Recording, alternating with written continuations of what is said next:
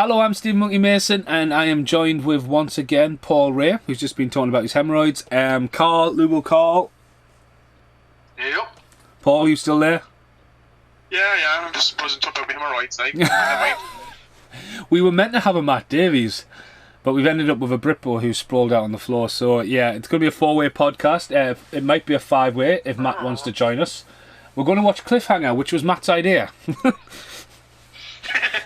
Yeah, how did that happen? Well, I couldn't find Mortal Kombat. I think we all just agreed that because Matt only has 12 Blu-rays, that it was going to have to be like kind of choiced around his collection.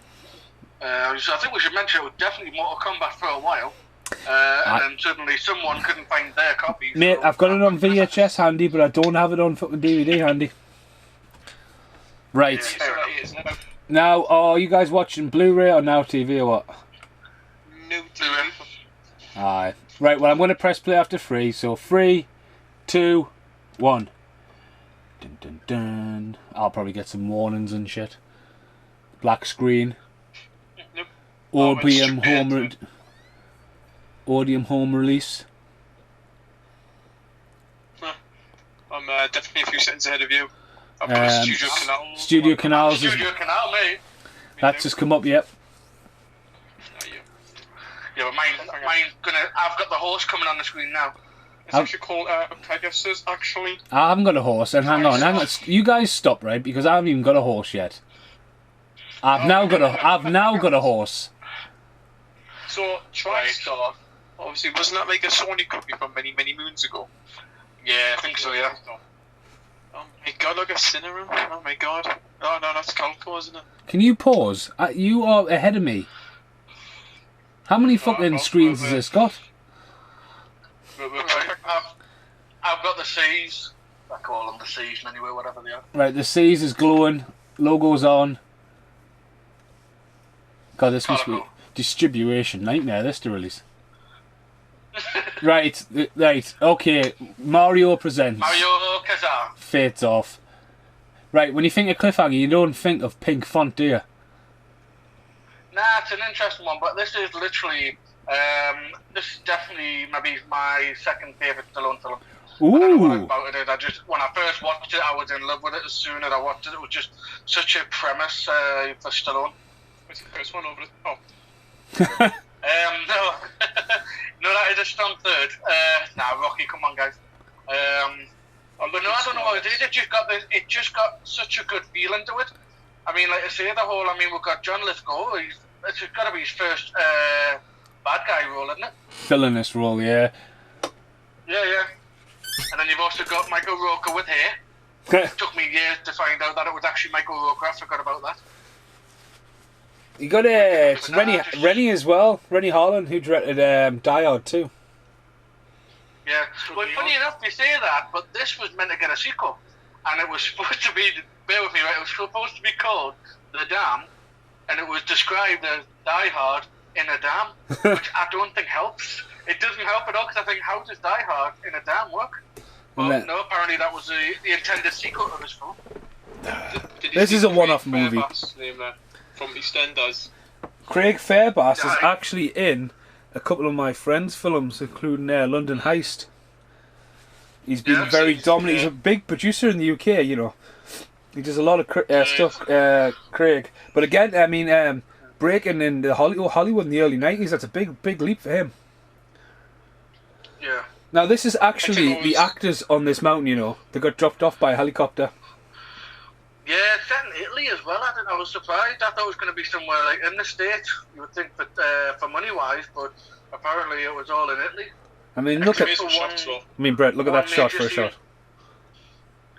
I mean, the main reason Brittany's not watching this is she hasn't seen it, so she's just been good in the corner. But yeah, you would fake that with CGI now, but... Oh, totally. I think I've only seen such a shot as well. Yeah, it is it's a nice shot film too, like I said, yeah. Well, to be fair, it's a nice Blu-ray, to be fair. I quite like this. Studio Canal, I wish they would do more special editions, Studio Canal. Because this is obviously under their label. But when you think about this film, guys, what front cover do you think? Because this has so many covers. For me, it's the one, the DVD, which one's that? It's like an orangey one, isn't it? Yeah, it's got orange For me, it's the black and grey one. with "Hang On" written on it. Makes everyone think it's called Hang On. Yeah. But yeah, it was at the UK VHS cover. And that was the UK pretty sure it VHS was. cover. The Laserdisc Yeah. is a shot of just him hanging, which is really cool. But obviously that only works on a landscape concept. And I think Okay, it's got a different cover, isn't it? I think the VHS cover is actually a flip cover as well. But the new Blu-ray release is Stallone looking all slyly at the side, and like, what's that about? Yeah. I think it was interesting, this whole setup, this whole film, because I mean, like, say Stallone is on record and saying it was like one of his biggest achievements because he has a massive fear of heights. He deliberately took the role because he wanted to try and get over that fear of heights. But Plus, like I said, I think this was one of his last big action films recently, wasn't it? Until a few years ago. yeah, I think this was a big... Was this before or after Demolition Man? After, wasn't it? Before? Well, check my figures. this is 1993, so what was Demolition Man? 94, wasn't it? 93 was Demolition Man. 93, oh, I can't tell you which one came first, same year. Because obviously Judge Dredd gave him a massive flop. Yeah. You can tell it's 90s just by looking at her shell suit. Yeah. Now this has obviously been mocked in Ace Ventura a couple of years later as well, wasn't it? I was about to say. With the it was raccoon. Fantastic, yeah. Yeah, I only watched that again this year actually. Ace Ventura 2, I forgot about it. Really. Mara Haven't Kassar. seen that for years. Now this is a bit of I think as well about this movie is it grabs you at the start because like it's a massive action scene from the opening of the movie, but you don't expect Stallone to drop her. No, this is I think it's yeah, for anyone who's not watching, who hasn't seen it before, sorry, Brit. But yeah, I think it's a massive it's a massive sort of statement to make. You know, it's like you think of when you signed on to a Stallone film, it's an action film, and then all of a sudden, like one of the first major things he does is kind of fail. I think it's quite an interesting approach to take. I think it's got a bit of love letter to First Blood as well. I think how it sets up, especially the score, and how grounded it is. If you know what I mean, because he's not. I mean, he goes over the top by the end of it when he gorilla presses the guy in the iceberg, but at this, he's just a rescuer. Yeah. Should mention as well, Wolfgang Gulich. I might be butchering his last name there. Gullich was Stallone's stunt double for this film, who was apparently killed in a car accident shortly after filming. Jesus. So you know, you think of someone who lives a life in such a danger. Well, that's it. Trevor You just Jones never was know, a do you? composer. Dark Crystal, Labyrinth, Cliffhanger, Arachnophobia, From Hell, Runaway Train. So he's done a few films that we kind of like. Got a canny few under his belt, right? Oh, you didn't answer me last night. Is Back to the Future the same guy who does the Predator? The Schwarzenegger Predator? Special, yeah. You can tell. You can totally tell.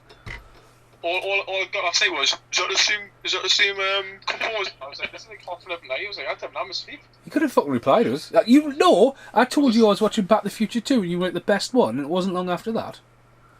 I think I went to sleep after that, man. You know. Poor Raymond. See, so do you not think it's unusual in this circumstances? I mean, in the world that we live in, it just seems like the most common thing to do is to let the girl go first. Well, Doesn't he not? I don't know, actually. So I don't know if it's because he's the injured one, so you think if anyone was going to need assistance with Stallone, it would be him. I would probably throw in the weight restrictions would be a thing, maybe. But obviously, I don't know. Carl. It just feels Carl. weird. Carl. This is train, so one Carl. has to go across. Carl. What's that, Mason? What? Yeah? It's just a movie. You got the first one in. Hey. I thought I'd get the first one in, but thank you. You movie. Hey, listen, you might say it's just a movie, but listen, a crucial point. If this doesn't happen, the whole fucking movie doesn't happen, so you know. Oh, that's it. I mean, he said it was better in seconds. Really? For someone who hasn't seen this movie, I've seen the opening scene until he drops her about 8 times. Is that a bit fucked You've up? been watching this Ventura 2 again, have you? Yeah.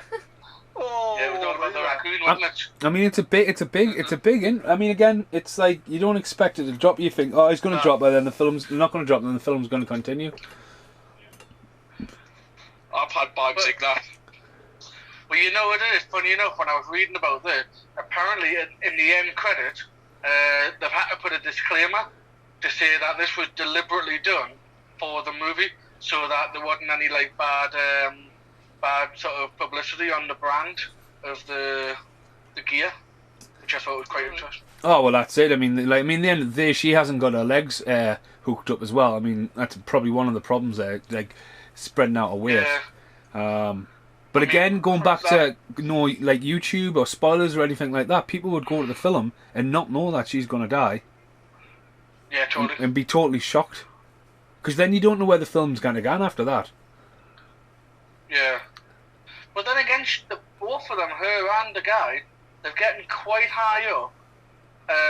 And obviously they must have some serious like kind of clown skills.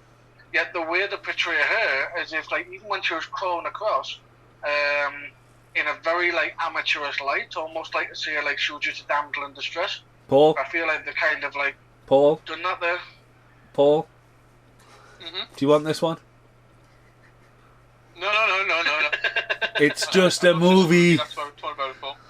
We could just say that every sentence now, couldn't we? No, I know what you To mean. be fair, we managed to get quite a few like without going noticed in the Predator in our up and coming podcast. But no, I think this is it's a well done shot, mind. Oh yeah, I like Rennie I mean, the fact that Hausen. he catches her now as well. Do you think now that he's caught her, oh, she's fine now? We've had the dramatic scene that she was gonna fall, but no, he's caught her. But then obviously it happens. Look at that guy's face. He's proper smiling in the background. What the hell? What annoys him more? She's there going, help me. But what do you think he's doing? I mean, he's helping her. Yeah, he can't do much else. Like. He's got an Xbox headset on. Yo, I'm not going to drop you. No, but the director's really good. I mean, to be honest with you, he has fell off a bit off the radar. He's done stuff like Deep Blue Sea and stuff. But he's had a few misfires. I'm sure, what was that seen him in a documentary? Was he even meant to be involved in Aliens as well, Alien 3? Yeah, he was. No, dude. And gone. Die Hard 2, Cliffhanger, Long Kiss Goodnight, Deep Blue Sea, Cutthroat Island. I mean, that shot there, mind. Nightmare on Elm Street 4, Driven, there we go, maybe that's why. 12 Rounds. So yeah, a few I'm thinking of Nightmare on Elm Street, guys, when I was all about the documentary. It must have been that even. Yeah, he's done stuff like Devil's Pass or whatever it is and stuff. He's done work, but I think Cutthroat Island was a massive dint for him. Like, oh, he did that Skip Trace from a few years ago with Johnny Knoxville and Jackie Chan. oh, that floppy, didn't it? That's gonna go down as like top 5 ways to die, you know, and fallen from such a height. Because you've got to, like, your brain must just like come to terms with it after like a few seconds and think, yep, this is it. Not much more we can do. I mean, Britt, you can what's a fall like that though? I mean, bungee jumping, you get that same kind of feeling, don't you? Oh. I'm sure people just skip to the bungee jump episode on the show, you know. It was such a good show. It happens so fast, And it though. was like, not laughing at your terrified aspect of it, but it was such a, like I say, you see everything, you know, you see how scared you are, and I think it's a testament to you finally doing it. Well, when I watched the episode for the first time, it was just the clip where we're driving over the bridge and I go, oh, I'll be fine. That's nothing, that. I can do that. No, my favourite part, I think, was like when the guy was clearly tiptoeing over the idea of pushing you, but like you were so on board with that. It was just like, I could push you, yes, please push me. Please push me. He's like almost like saying, well, we don't want to do that because we want you to do it for yourself. But Yeah. like, I love how like fast you were to react to say, yes, push me, please. It's the only way it's going to happen. I think he was silently cursing me, like. I'll give over. In that line of work, he probably gets it every five people who jump. Probably goes through the whole. Oh my god! I don't know if I can do this. There's a lot of there's a lot of familiar cast in that scene there. There's just a lot of 90s people, I think. I mean, like skateboarding dudes, like, yes, you Gabe, you dude. No, they haven't even got there yet. Oh, miles ahead of you then. I'm on the dudes now. Right, the dudes have just appeared. Yeah, I'm with you, Mason. Well, the guy, I think he's called Max, one of the scale. He's known for mainly known for Maverick, when he's the one who draws on Mel Gibson, and Jodie Foster goes, "Was that fast?" And he goes, "Yeah." Want to see it again? So he's been in quite a lot. I just watched that for the first time a few weeks ago.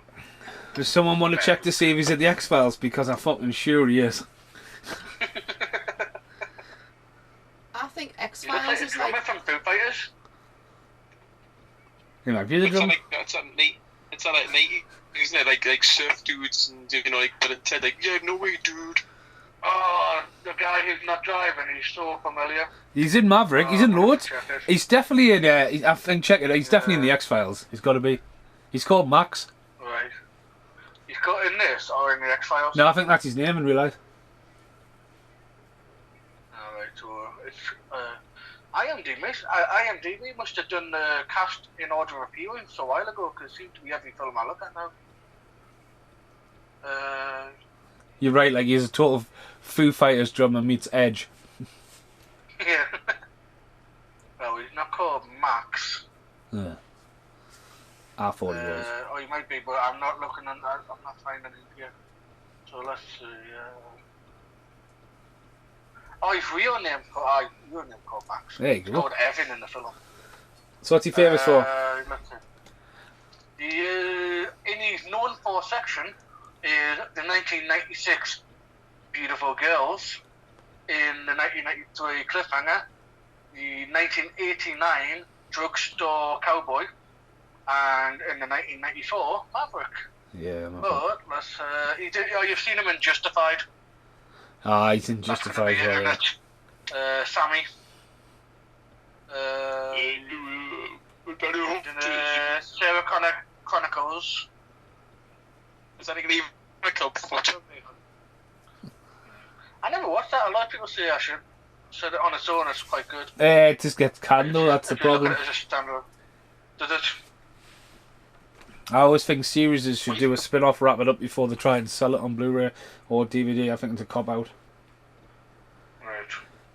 Well, that's like they should own a Ghostbusters pilot wifey. Pilot wifey. I don't know what name. Which is unusual, right? Because I'm not really down to like girls with really short hair, but she's quite a pretty little. Like. I'm just warning Brittany. Carl and Paul get a bit raunchy, mind. That's fine. Oh. I don't think that was raunchy. I'm appreciating the girl's look. You know No, what she I mean? suits the short hair. She definitely does. You couldn't see her with big long hair and that. Nah, it's like there's a few of my mates who really like what you call it, G.I. Jane. Debbie Moore. Aye, that's the one. But for me, like girls don't have skinheads.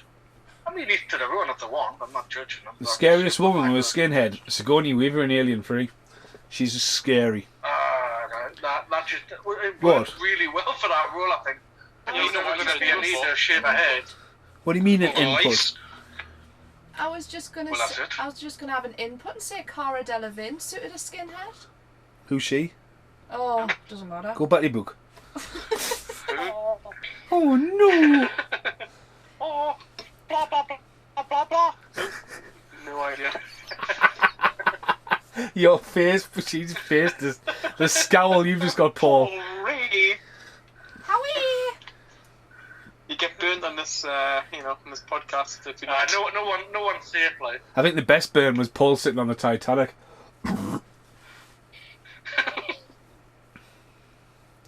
Oh, I see what you mean now. Our underjacket looks like one of the Ghostbusters.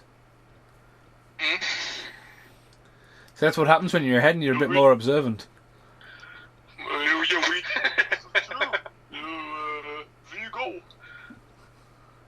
She's like, It's not my fault. It's you did Oscar and you did Stop on My Man Was Shooting. Now you come crawling back to this fucking cliffhanger movie. I mean,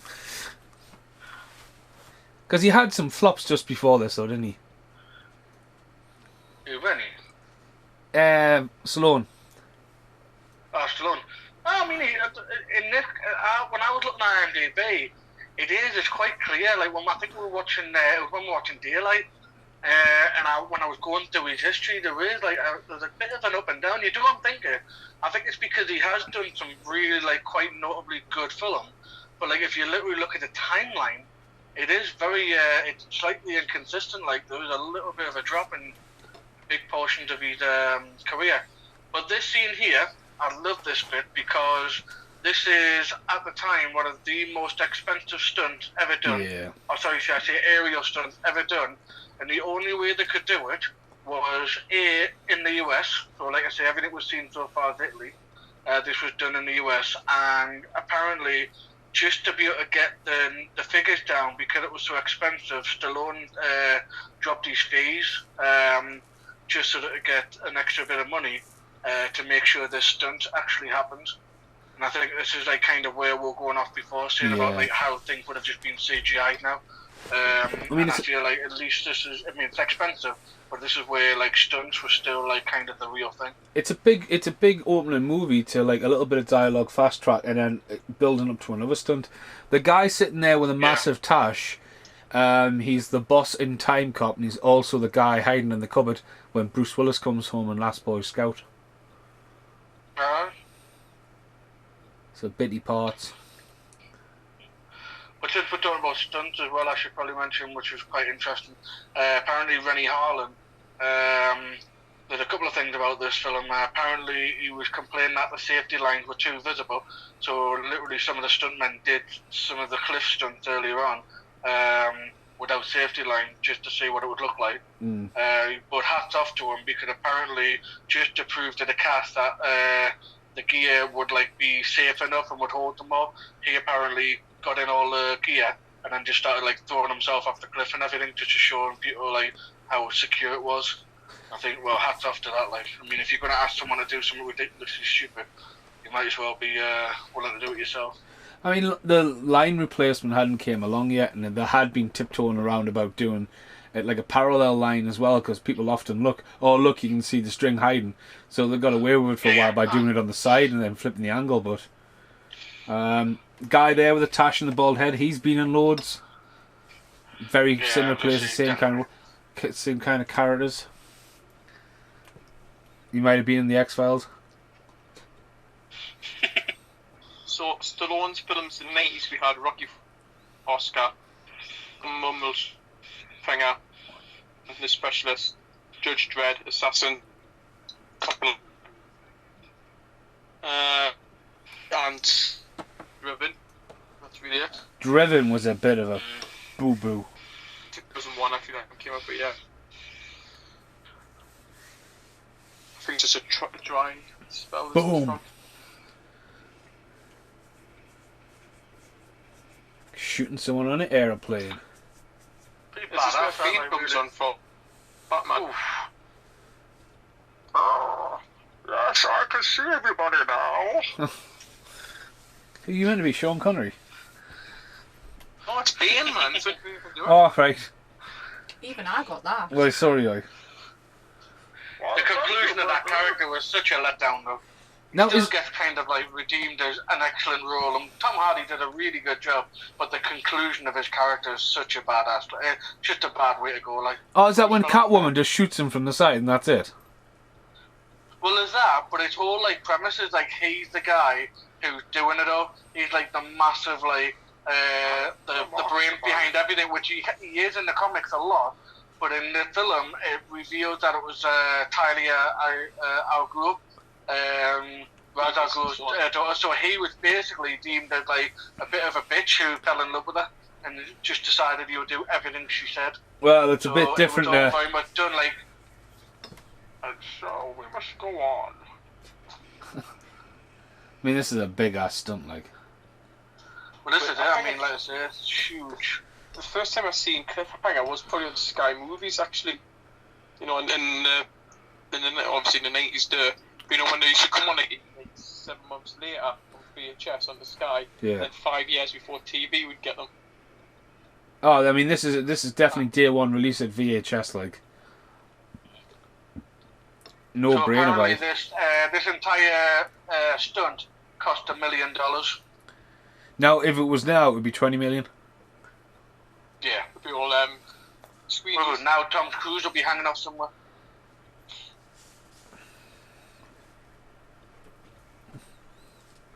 Do. Now, the guy, Leon, the black guy, is the guy from Cool Runnings. Yeah.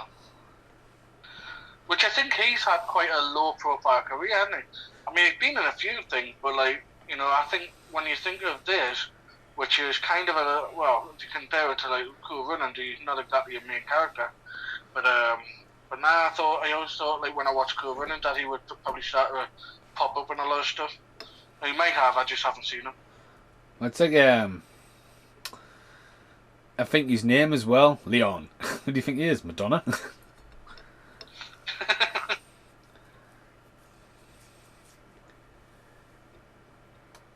Now, I'm sure this is I'm sure on the comedy track when you hear Renniehausen and Stallone, they're not in the same comedy track, and I think Stallone leaves halfway through.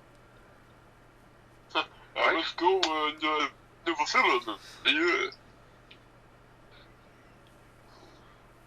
Interesting idea, though. Like, they could have just landed the plane. I mean, sort of. Maybes. Kind of brings you up Air Force One a little. What? Where they're at? I don't know.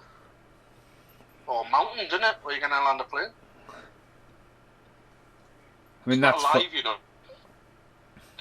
Now that is a film that needs to be released on Blu-ray. It actually annoys me every time I think that it hasn't been released on Blu-ray yet. What's that? Alive. Oh, eating people It's on the mountain. 1970s What's the matter? big club. You have to call? I'm laughing at Carl. Oh, you're laughing at Carl. Sorry, a bit of distraction in the background there. That scene Alive, this scene's quite good because Ethan Hawke's in it and so is John Malkovich delivering the performance, isn't he? Yeah. Hold on a minute. Are we just going to, like, bruise over there? Why am I being laughed at? Brit. Why are you being laughed at? Because you were like, oh, it actually really annoys us when I think about that I don't own it on Blu-ray. No, not that I don't own it on Blu-ray, that it hasn't been given its recognition to be released on Blu-ray. Oh. How Brittany? God, if you're going to be involved, be involved. Too busy reading the book, texting. Don't look at me for sympathy. Oh my god. You wanted to sit there. Griefed. Now that's a fucking min stunt because he's out there. I mean, he's clearly got a parachute on, like, but... Yeah, well. I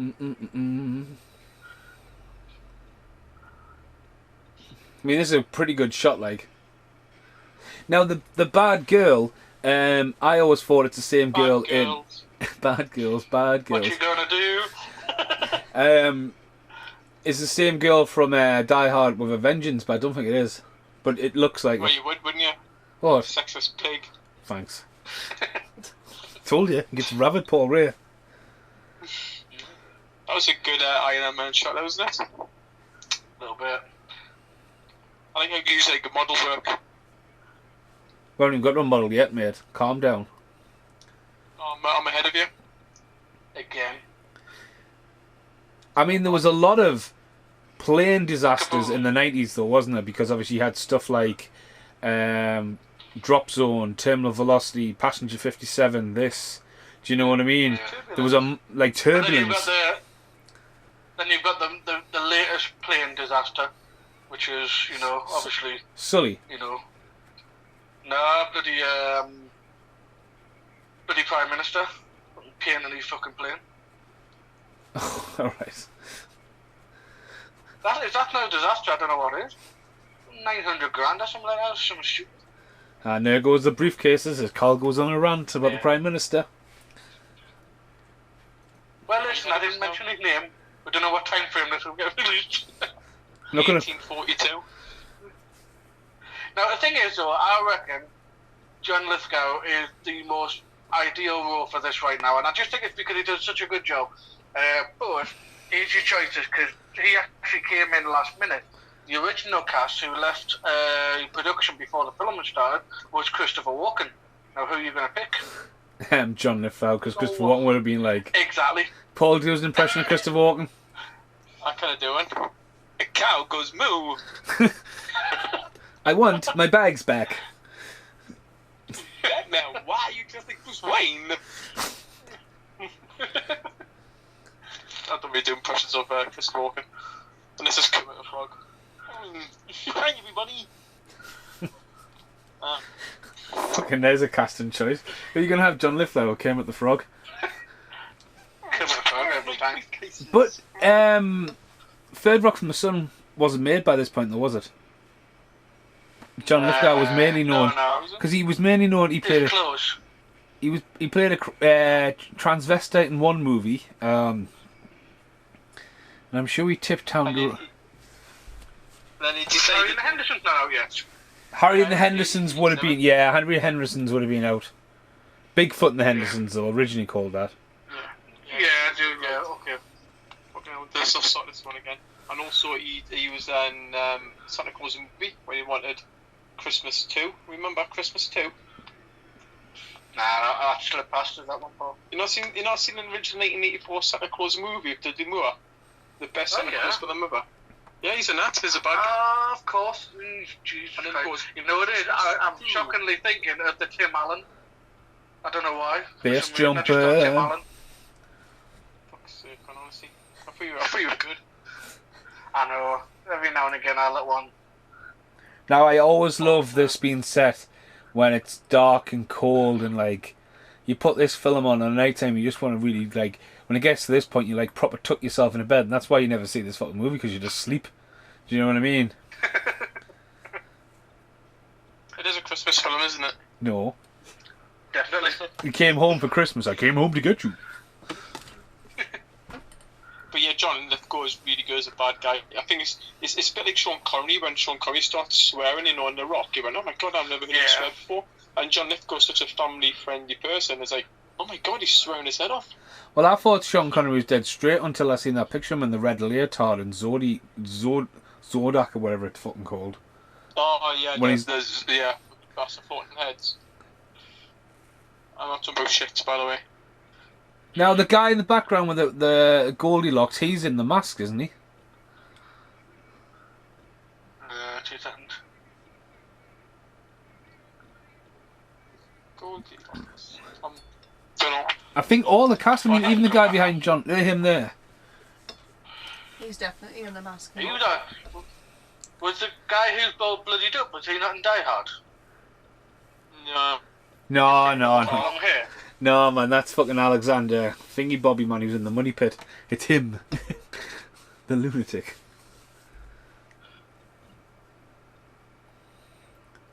I'm just flicking down, and apparently there was actually another first choice for Quaylen, and apparently with David Bowie. What the fuck? The Babe. Really? That would have been an You interesting. remind me of a suitcase with the money. You You go, do, you do, the suitcase and the cliffhanger. plane crash going down. Going down with fire. Yeah. And then just a shot of each bulge. Oh, I've got done call. Straight there. Well, yeah. Well, it's what he's known for.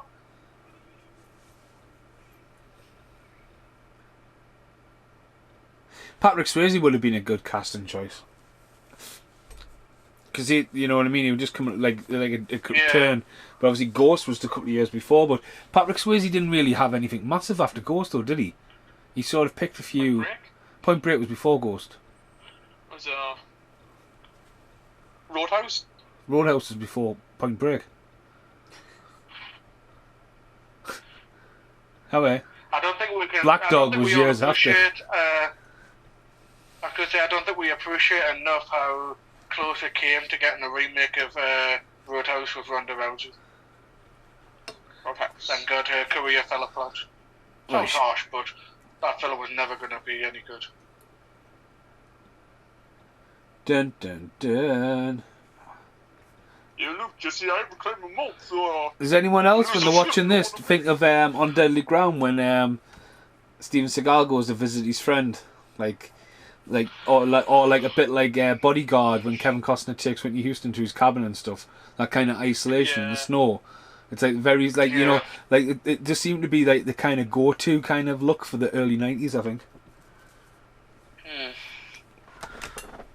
Oh yeah.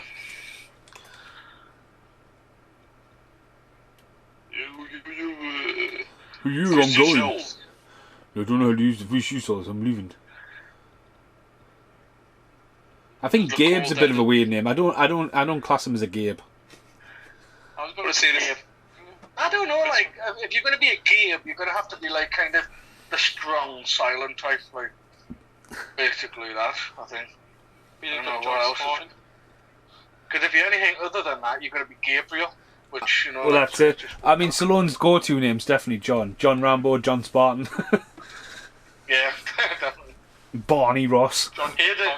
Here's an idea which I find quite hilarious, which sounds an awful idea.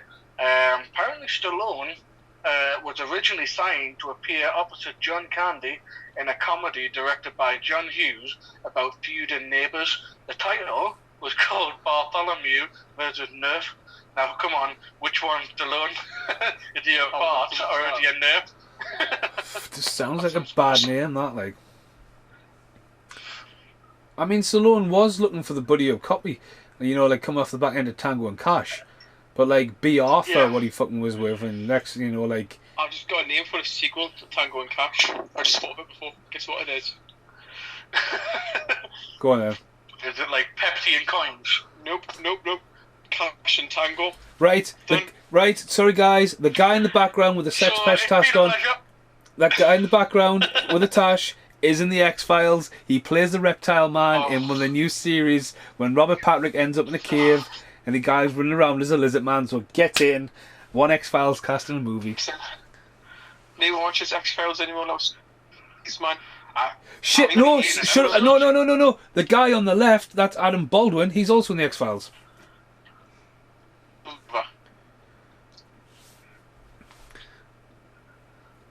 Basically, you're starting to sound like Rich. Whenever he finds a film, you need to make sure there's no MCU connection, which is never going to happen, really. Well, there's an MCU connection here. Guardians of the Galaxy 2. Stallone and Roker. Aye. I love it how Stallone's already up the mountain.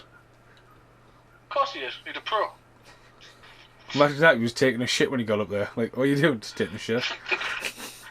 But I mean, you're going to have to, don't you? At some point, I mean, you'll have to, well, you don't have to visualise it.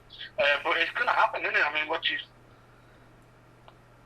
you think they just leave it up there? Or do you think they just launch it off the edge?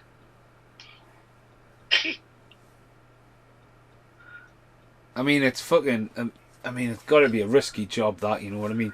You would have to know every inch of the territory and... You know what I mean? It's, yeah. I mean, he's not even strapped in there. I mean, I couldn't pull myself up there. Oh, I've got a horrendous fear of heights. I could never... I mean, I couldn't even do a push-up, never mind climb up a hill. Next time I get tagged in the push-up... When I get tagged in the push-up challenge, Carl, I'm going to tag you in it. Fuck you!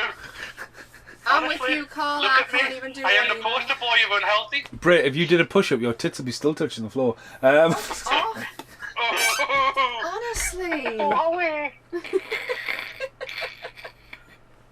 Hey, bless her. Thanks, Carl. Good boobies. Oh, God. Now, I mean, it's been some time, right? But do we think that he should still really be angry at Stallone? I mean, in all fairness, and... Well, not really, because, come on, we all saw it, though. It's not like Stallone was like, oh, I'll be unprofessional and take a selfie while I hold on. You know what I mean? It was like... I mean, that's a lush shot when it pulls back there, like... Yeah. That just looks so real that it probably is. Yeah, I mean, I think there's definitely... I mean, don't get me wrong, it's probably Jurassic Park style. It's probably only, like, maybe 4 foot off the ground behind it. But... I always found that quite, like, shocking when I first saw that, like, behind-the-scene picture when Jurassic Park, when the truck was hanging in the trees. Oh, yeah. And you just look at it and, like, it's only, like, 2 foot off the ground. It's just like, oh, my life's ruined. I can't believe the magic's been spoiled. Well, I always had a problem with a T-Rex. when they go over the edge, how big like the drop is. It's mental. Yeah. Say again there, Paul? That's alright. Sorry, Paul. No. Speak your mind, sir. So I'm talking about I was also in the cowboy for that. Same So year. you're starting to stutter again, mate. So. Oh, and here he goes. Oh. We've upset him. No, it means he's calm. If he's upset, we'll hear everything he says. Down these days. I literally only got these days. These days, the stars ain't out of reach. Keep talking then. Hi guys. What? Who? It's Britball? Did you ever Is Mason done a runner? Yeah. take the shit? Whatever it does. Just poos. Can't be trusted, man. Every 2 minutes. It's gonna do it. I hope his ears are burning while he's having a shit. His bumblebee burning. His arse is burning. The poor Now, lad. Carl, do you think that the device they're using to track the suitcase, it looks like an old Game Boy kind? Yeah, I was about to say that was the only thing I've noticed there when I thought, it's the only thing that doesn't quite look like it looks a bit dated. But like the whole, I don't know, it's like the weird graph picture of the mountain seemed a little bit weird. Going back to obviously the film, it is very similar to the film. You can just tell by the highlights and obviously the noise reduction on the background looks pretty good. Yeah. How you find it so far, Britt? Are you enjoying it? Oh, What cliffhanger? Yeah. Yeah, it's funny. We've lost Paul. we have. Lost Paul, guys. Oh, wait. Oh, is he back? Oh, we lost you for a second there. No, man. You weren't. You went dead for like 20 seconds. Oh man, just a big message about the HDR and the noise reduction. Currently using plain thing, the ILM. Oh, never mind. What? What? See, the thing about them goggles there is, right, the whole screen, that clearly is something that you're supposed to have your face, like, up against it. And you'd never work out what's on the screen if it was that close. So they try to meld, like, two things together to make it into one instrument. True. Like I said, it looks like a dodgy Game Boy, doesn't it? Yeah.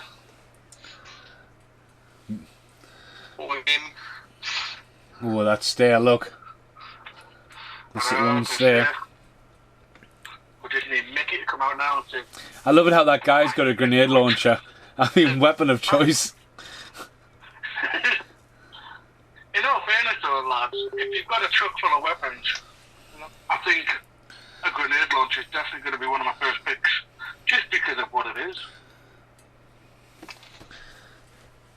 There he You is. again for a second there, like Paul, you got reception. You need some.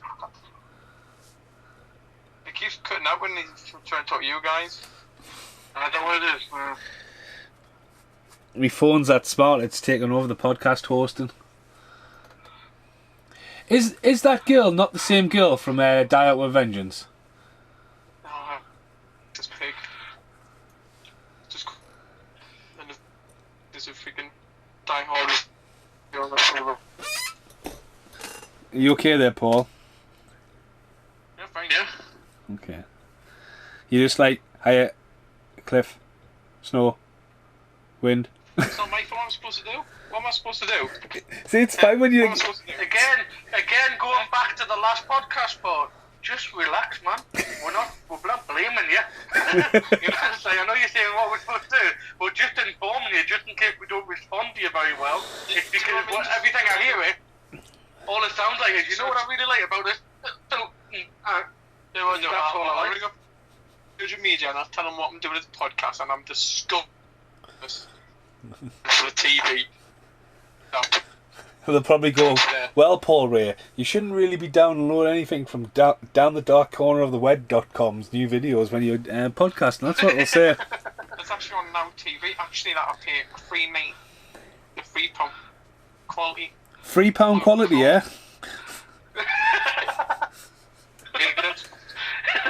We're certainly getting the quality of £3. You reckon? I'm looking at this blonde lass, right, and all I can see is she's in Hook, Schindler's List. Oh, she's the Hook, Mum and Hook. That's who she is, She's man. the Hook, Mum and Hook. That's what she is. So not Die Hard then. She's not Die Hard, but it's the guy. It's the man from Hook. What, as in Robin Williams' wife in Hook? Well, how many other Hooks do you know? Only one. It's one of my favourite films in the world. Well, the bad woman's the mom. The bad woman. Well, there's a good woman and there's a bad woman. Yeah.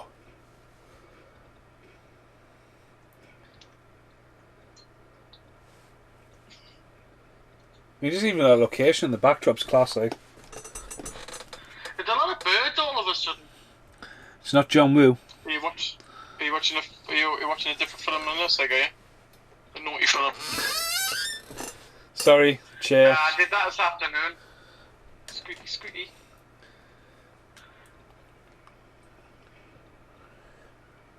Have you guys ever been rock climbing before? No, I can't do it. Like, I did some wall climbing when I was at school. But unfortunately, that's where I discovered disco leg.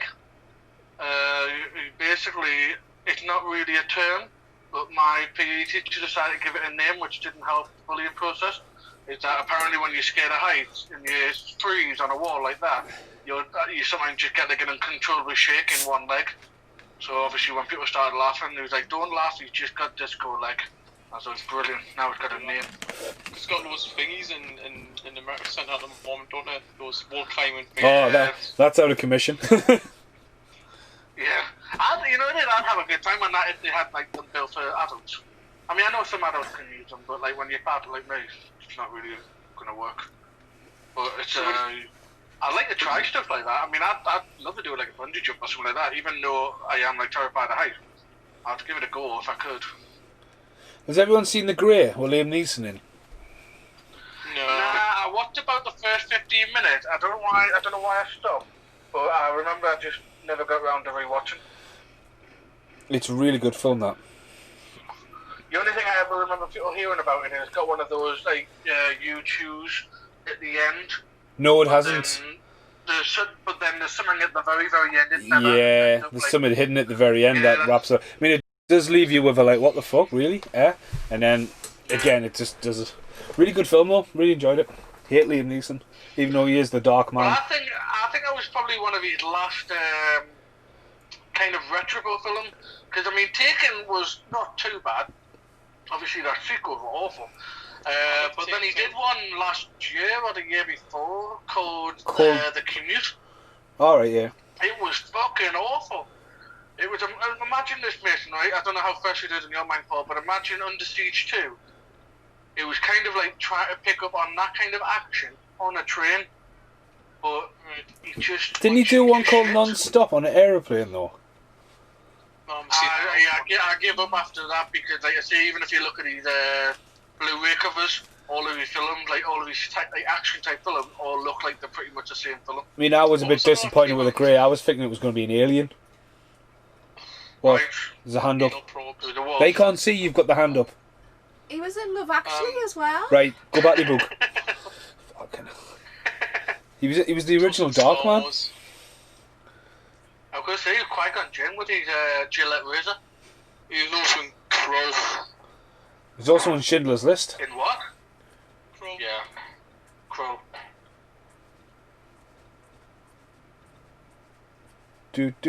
That's got to be a screen behind them. That to me looks the most setty place. I don't know, because it looks like it's raining, which I think would be like making your life hard if you... It looks freezing now. I mean, Roland Emmerich's, one of the budgets for Godzilla, Paul Ray's favourite film, he wanted to rain all the time, and apparently that caused absolute chaos and a fortune. I bet. Are you guys typing the map when it just pulled out? It looks so weird. It looks... We're looking up at them. It looks class. There's nothing fake about that. That's the problem. I don't know if it's pulled out now when he's climbing up the mountain itself. It's just been my eyes. I've got bad eyes, you know. I've got glasses. But you know what it is? I'll have to wait until lockdown's over. Like, but the last couple of nights, it's getting to like maybe 10 o'clock. I think it's going to do with tiredness as well. But literally cannot look at my phone. It's just so blurry. It's weird though. Are you on about the shot where he turns around and then starts climbing up the mountain and pans out? Yeah. That's just come on the screen now. Yeah, we just getting there, Paul. But you can actually see the box he's in, and you can see the Mac Payton. It looks so weird, doesn't it? That's the only thing that's like, because it's on HD, it just looks... I think they've zoomed out too far. You can see where the wall. You can see where the walls real. Yeah. I think that idea of panning out wasn't the best, but you know. They must have spent some money on helicopters in this. Well, I mean, let's see what did. I mean, Paul, do you know what the film made, or do you want it to look? What happened to me? Yes, ever. Just keep checking, guys. Pop. Keep chatting so everyone be quiet while Paul Ray goes and checks his figures. And then I'll check IMDb. Well, I've got IMDb up now on the box office.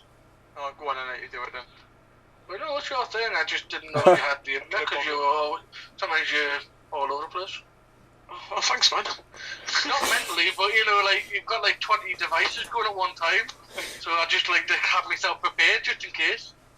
You do me re-rating, then you come up like for an hour and a half. So yeah, I'll let you do it.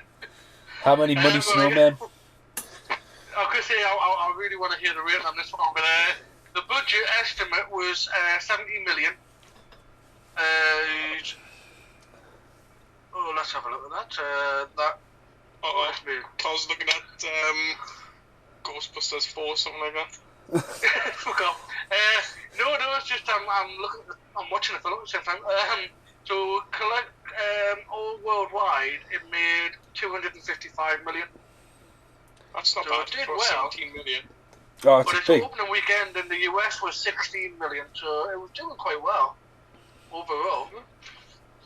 What else came out that year? So we got 93. Jurassic Park? Yeah, Jurassic Park was 93. Oh yeah, Speed? so again, yeah. Speed was 95, wasn't it? 94, wasn't it? Was it 95? Let's have a look. We got Groundhog Day, Jurassic Park, Schindler's List. I mean, Steven Spielberg, you want to give him a golf clap for that. Schindler's List and Jurassic Park released the same year. Yeah. He just wiped the floor with the Oscars that year. So, what I'm actually going to look at, just because it would make it a bit more interesting, I've just typed in, we've got the top 25 underrated movies of 1993. We've got Nick Cage, Red Rock West. I haven't seen that for a while. Dennis Hopper in. Yeah. So I've never heard of it. Let's have a look. We've got Jack the Bear. Never heard of that one. Hocus Pocus. Surprisingly. Oh, just what we mentioned the other day, The Good Son. Well, wasn't that delayed coming out though for years, wasn't it? I think so. I think it was, wasn't it because the timing was too close to Home Alone or something? Well, we had the murder over here in the UK. We had that Jamie Bulger killing. I think it was Jamie Bulger. Yeah, because that messed with Charles Play 3 as well. Yeah. We had to take off the scene when he gets whacked. Yeah, when Chucky gets whacked with the train. Nice. One that you should probably have seen, Mason, Untamed Heart. Oh, it's fucking amazing. Have you seen it before? Nah. That is one of Christian Slater's best films, and its original name was Baboon Heart. Right. Get that. No, honestly, Carl, that is a really, really good film. Oh well, put it on the list. Has Jonathan Lithgow in it got a British accent, or is it just me? Nah, I think he's got a weird. I think he's got a strange accent. I'm starting to think it's Mr. Walker. He was in the Great British Bake Off a couple of months ago, and I remember listening to him thinking he's American, but he's got such an unusual accent. Are you guys up to the Canadian? He's just right hooked. He's just punched the snowman's head off. No, right. Because the night vision goggles, I've always wanted a pair of night vision goggles. I've never seen them. Call of Duty from years ago. I was going to buy Call of Duty just for goggles. Just for the goggles. I remember having night vision on an old mini DV camera, and you think with all the modern technology now, it's just a quick switch, but you can't for some reason. And I remember taking a picture of Casper, and honest to God, did they have to have like a massive light on to make it work properly? No, music was just a shutter lens. It was a lot on the old cameras, but I just remember Casper looking dead freaky with his glowing eyes, and obviously the guys were uber right to begin with, and he just almost like a ghost. That's really good on-screen effects though for the early 90s. Yeah. I mean, it is like having a camera on your fucking head. Pretty good, huh? And did a popular record thinking or pause. I fucking hate that. I hate that one in a movie.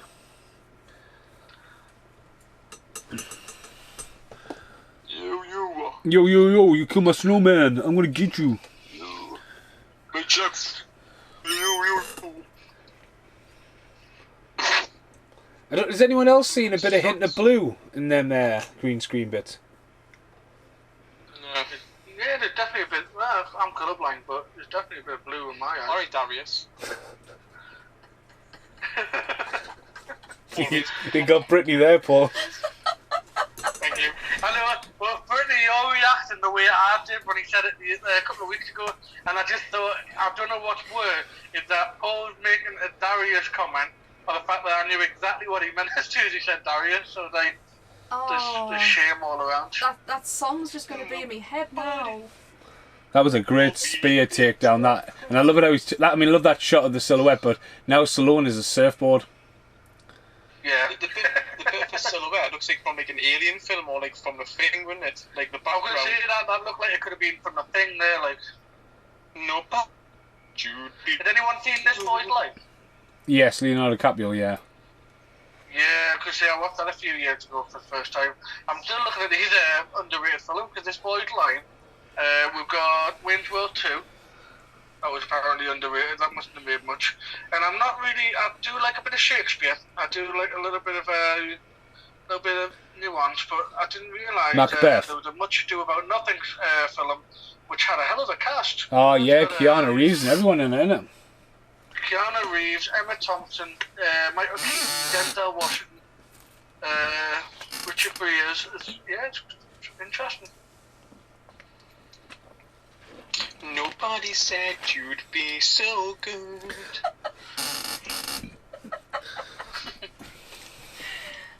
Trying to think of the next line now. Nobody said you'd be so beautiful. Nobody warned me about your smile. You're the light, you're the light. There's something like that, isn't it? I have no idea what you're fucking saying. I like how you sang all that, and then you went, it goes like that, didn't it? You know this song. I think it goes like that. I'm just going to be Spotify, have to turn my Spotify off just in case it stops playing it. Oh god, that was pretty spot on actually, Paul. Of course. He still hasn't done Little Shop of Horrors for us on camera. Oh my god, I'm not even going to go on after yesterday's scenario. Spent all day singing. Yeah. No people's home across me had a singer out. Like a Nick. Oh yeah, I remember your little old. Yeah. It was good. Did it make you feel good though, Paul? No, I was going to charge the old people just to have a listen to me singing. Ah, right. No, that's really burning money, isn't it, eh? Would you not put that some money away? Let me just pocket some of it. Well, I mean, I might just be a bad person, but I often think about that when I watch films, and the good guys are like sort of looking at all the money and thinking, what is a couple of £100 wouldn't hurt. Like Samuel L. Jackson from Die Hard, where he has like the gold and smashes a car window and forgets about it. Yeah. Right, I'm going to give you a quick ring back. 2 seconds. 2 seconds. Well, over an hour, mate. No, I think Matt's going to actually join us. 2 seconds. Oh, okay.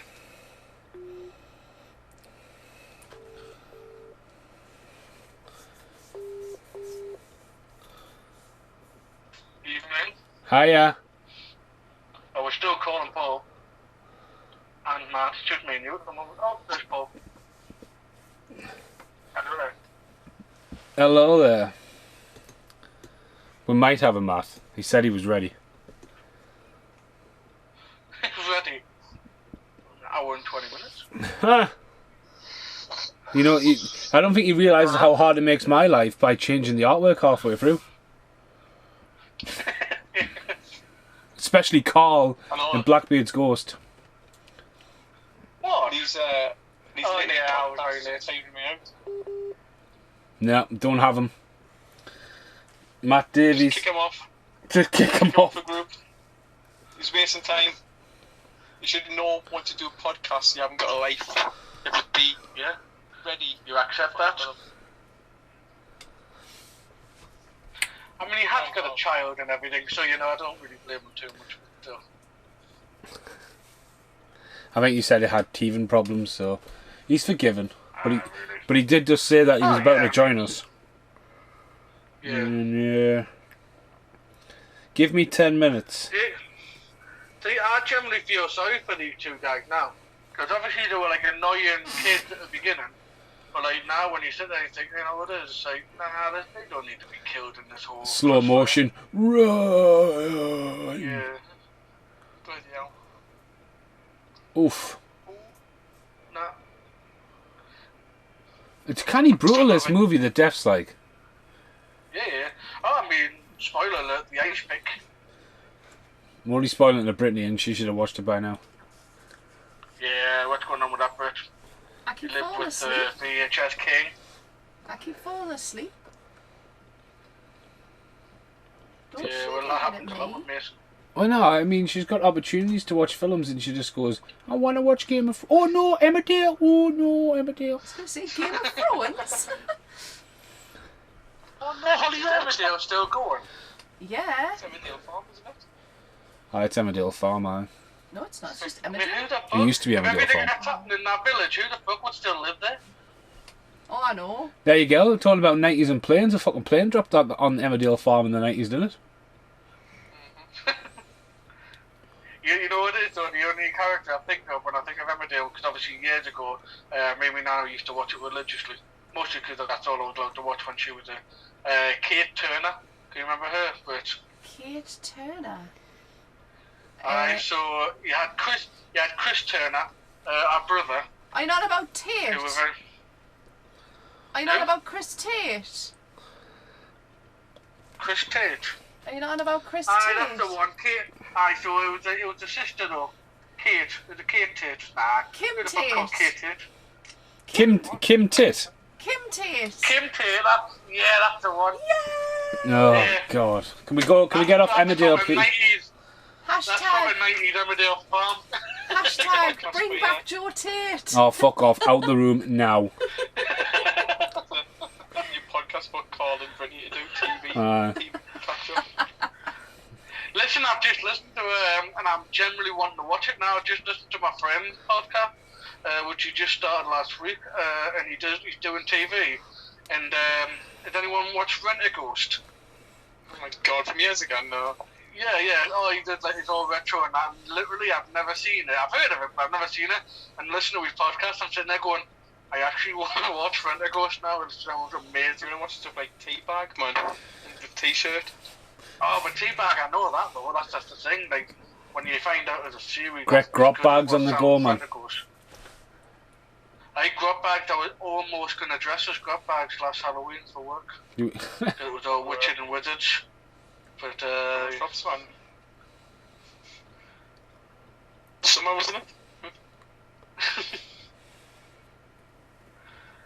Anyway, back to the film. So what's going on? I forgot now because it's talking about Emmerdale Farm. We've got to the bridge. so the bad guys are still bad.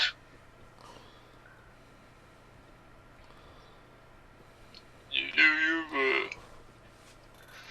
There's a more for there, like John. This is probably the top 10 Stallone films. Like, I think I only watched this 3 weeks ago. Again. See, I love Stallone, but I reckon when you think of top 10, I think you're pretty much covering all of his major hits, aren't you? I think if you do it, I think a top 5 would be harder. Yeah. I think when you think of top 10, I just feel like I could easily fill in those 10 spots without like much like second guessing myself. Because I did a top 10, didn't I? For like movies can like top 10 films you can only live with and nothing else. That was probably and I was the only one who did it, so yeah, I'm taking part in those games anymore. Well, that was at work, You so didn't even do it, Paul. It was your idea, Paul, and you didn't even do it. Because I went on my bike for 2 hours and came back and had 42 messages from movie group. I was still going through them. what do you expect when you do shit like that, man?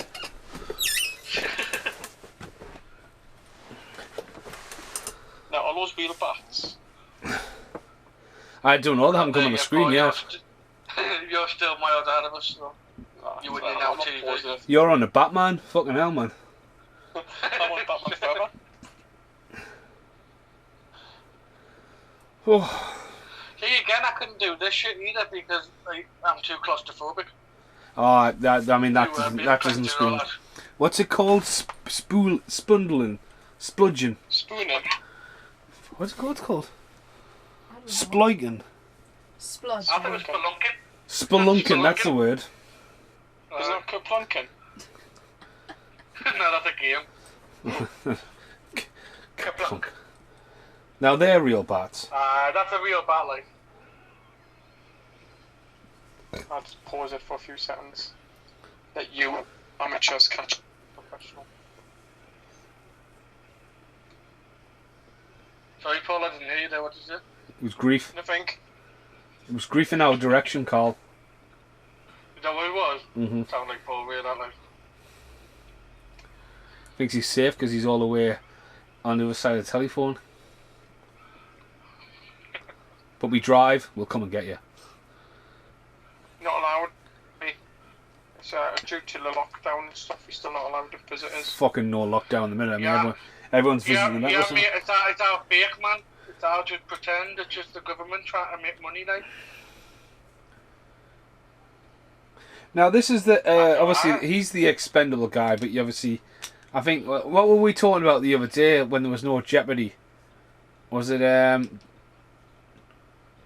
what was the Oh, it was Predator. Predator.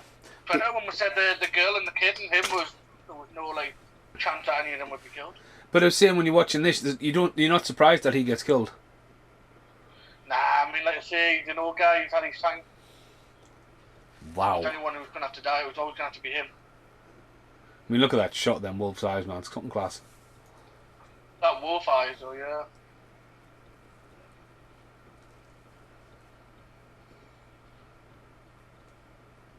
Some really good camera angles. I mean, that's a really good shot. Yeah.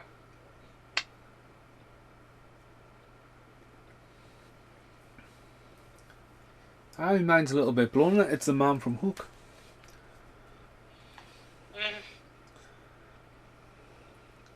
It's the best bit, isn't it? With the bridge. Yeah.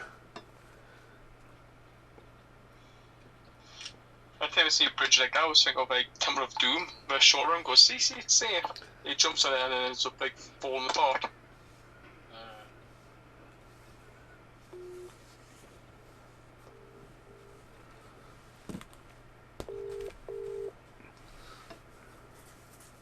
Hi. Hello. Hello? Hello. Evening, sir. Oh, there you go. I didn't turn the speaker on. Good, so you're not going to mute it again, are you? So, ladies and gentlemen, we are joined by Matt Davis. 1 hour, 8 minutes into the podcast. Mortal Kombat. Yep. Thing is, I'm watching this from the start now, so Well, we're at 1 hour, 8 minutes and 14 seconds. The bridge. yeah, but bridge. I'm not putting it in there. I want to see it from the beginning because I've never seen this before. I got to watch it halfway through. What the fuck do you mean you've not seen it before? You're having a laugh, aren't you? I mean, but An hour, 8 minutes. Have you legitimately not seen this before? I just need one of you to tell me what's happened before. It's fucking priceless, Matt, that. It's one of your 12 Blu-rays. I mean, have you met Sylvester Stallone? Hang on, can you hear this? You hear that sound? Uh-huh. Yeah. That's the cellophane I've just taken off the Blu-ray. Oh. Oh my god. Yes, I've seen Cliffhanger many times. Good. Well, Leon is just keeping poking through the snow. I was going to say, Matt, have you met Stallone before? What's he like? I've been to I went to the 3 Expendables premieres and Rocky Balboa premiere. Okay, now. So I've been on the barrier. I was on the barrier at the Rocky Balboa premiere. Just went down to London as a big nerd to try and get some stuff signed. But luckily, at the Expendables ones, I actually got to go and see the film and go to the after show party. I haven't actually met. Well, the person I went with got a handshake and so I've walked past him. I've said hello, but You've smelled him. He smells good, right? Some bats. Bats. Well, we're past the bat. Stallone. He just popped his head. He's about to get shot by Leon. Pretty. Jean Reno. No, Leon's pointing the gun right down his face and giving that the good old fashioned talk too much before he gets killed. Too much. I'm loving his knife handle. The most over the top knife handle. This is quite a few podcasts we've done for Stallone now, though. Yeah, because you've done quite a bit, huh? Just need to have Judge Dredd. Well, that'd be an interesting I'd one. do Judge Dredd, you know what I mean? I haven't seen that for so long. I'd sit and watch it again. If we're going to do the fucking Predator, I'll do Judge Dredd. He's just said, "Give me the money." He's been hitting the shin. Stallone just whacked him in the shin with the pike. Okay. By the way, Matt, Brittany's here as well. So Hiya. Hello. Hi. This is the first official 5-way podcast, pretty much. Oh. Yeah. Oh, Sorry, I couldn't be there. So, things. Yeah, we admitted before, though, when you remember this podcast, it kind of comes hand in hand that we don't really have much going on. So, kind of, you have a child, so we get it.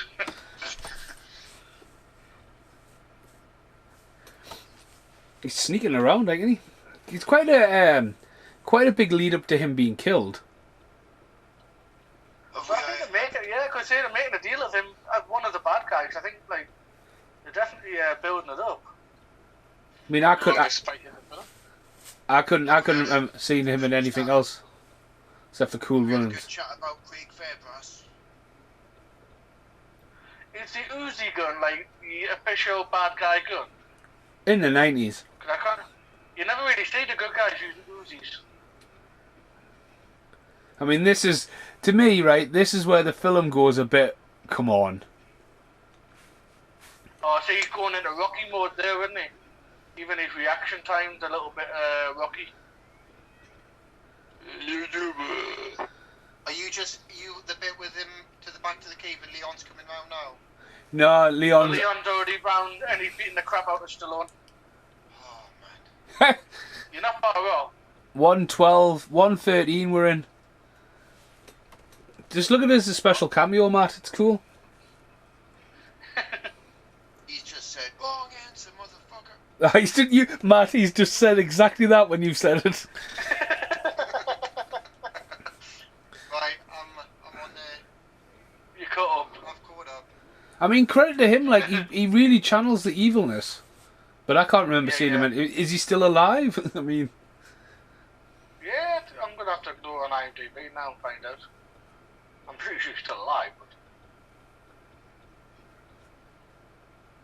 Going back to what you were saying before, though, Carl, about Stallone in talks to do a film with John Candy in Cool Runnings. This is probably how this guy's ended up in the film. No, Stephen, it's John Lithgow, not John Candy. No, we were talking. You're watching the wrong film. No, Carl was saying that John Candy and Sylvester Stallone were going to make a movie. What was it called, Carl? It was called Bartholomew versus Nerf. It's supposed to be a John Hughes kind of feuding neighbours kind of film. I mean, we've just established there Stallone is just gorilla press some guy into a spike. You see, that bit actually, the uncut version of that has never been seen before. This is another film like RoboCop that had to get cut a lot, and I think what's it? Is it NC-17? The US one? Yeah. Rating? Yeah, it's never been shown uncut before this film. I mean, that was pretty violent on this Blu-ray there. Yeah, that's the thing about, like I was saying that before, the Region 1 DVDs are always the best ones to get because they're uncut and the artwork is so much better than what we get over here. It was Die Hard's 5-star collections. And the man from Leon's Hook. next role after this film is a basketball film called Above the Rim. Oh, with Tupac. Yeah. He does a film, Little Richard, in 2000. He's done what looks to be a biopic film of Temptation in 1998. But he's announced to be in a film called Hosanna. Don't know what that is. Low TV. Audience Single. Oh, what a shot that is. That's a mint shot.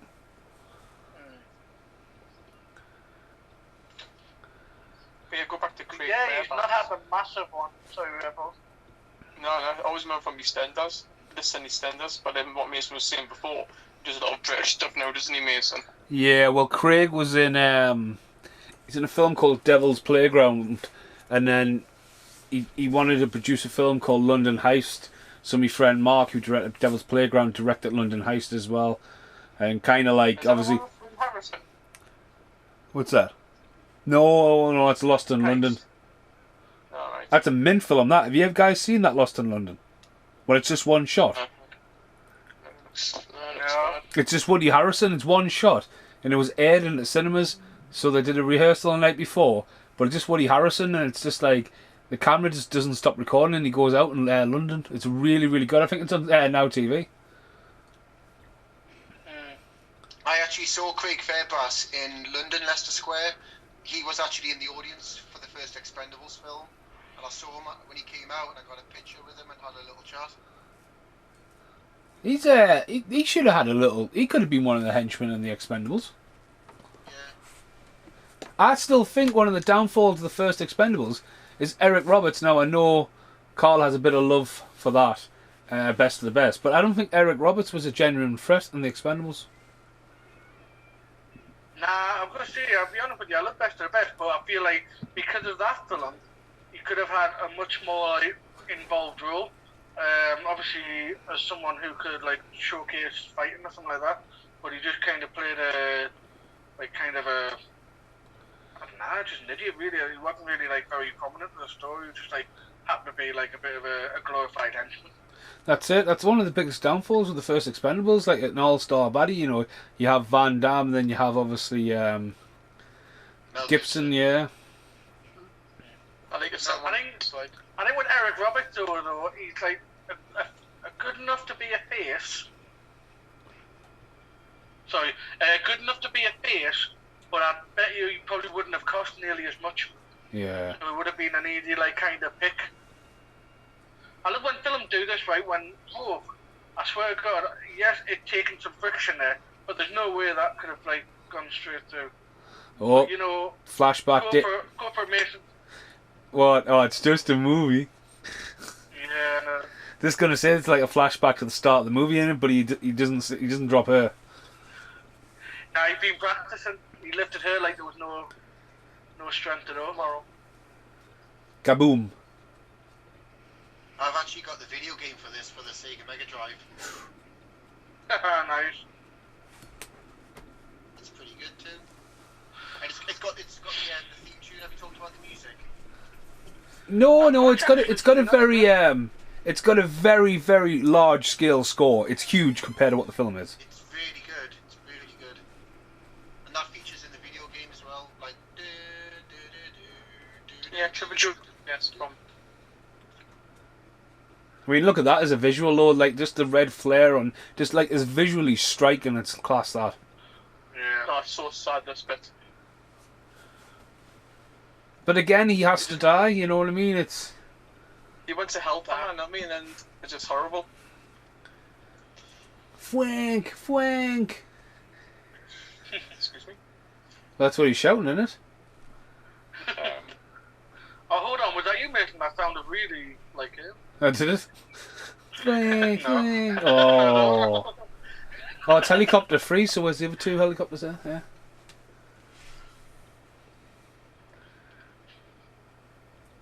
What? I'm quick grab as what? You know what I mean?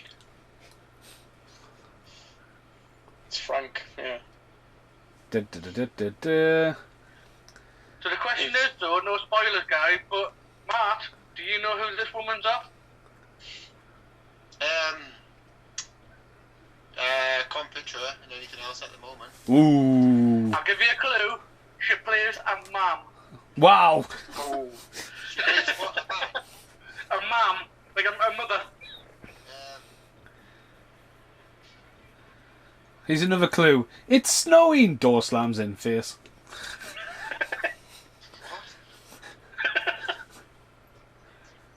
No, I don't know. Boomerang. Oh, I've never seen Boomerang. Rufio. Rufio. Oh yes, yes. Aye, hook. Oh yes. Your reaction was nothing at all like Mason. Well, I thought it was the girl from Die Hard 3.